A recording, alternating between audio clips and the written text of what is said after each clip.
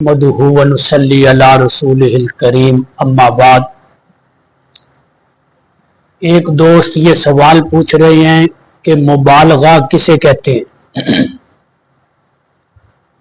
मुबालगा का लफ्जी माना है हद से बढ़ना या किसी भी काम को, किसी भी बात को बढ़ा चढ़ा के करना, इसे कहते हैं मुबालगा आराई।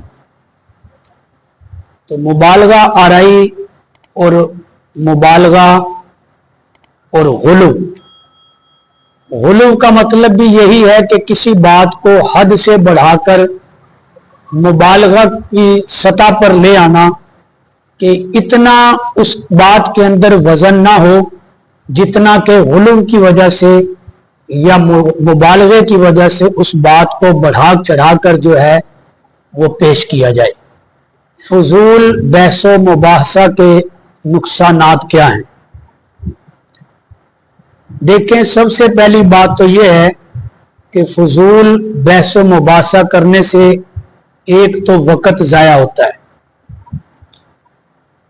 दूसरी बात यह है कि दिलों के अंदर नफरतें फैलती हैं, गलतफहमियां पैदा होती हैं, क्योंकि अपनी बात को गलत मानने के लिए कोई भी तैयार नहीं होता और बात से बात बढ़ाता चला जाता है, बहस बढ़ती चली जाती है, हत्ता के नफरतें गालिम गुलूश तक जो है वो नौबत पहुंच जाती है।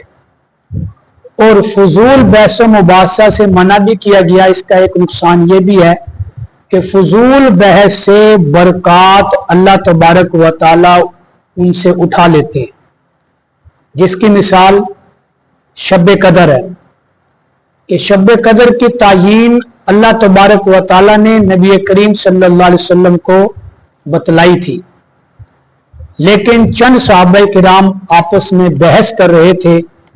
उस बहस की वजह से अल्लाह ने वो तायीन अपने नबी से उठा ली और अब नहीं मालूम, उसको तलाश करना पड़ता है।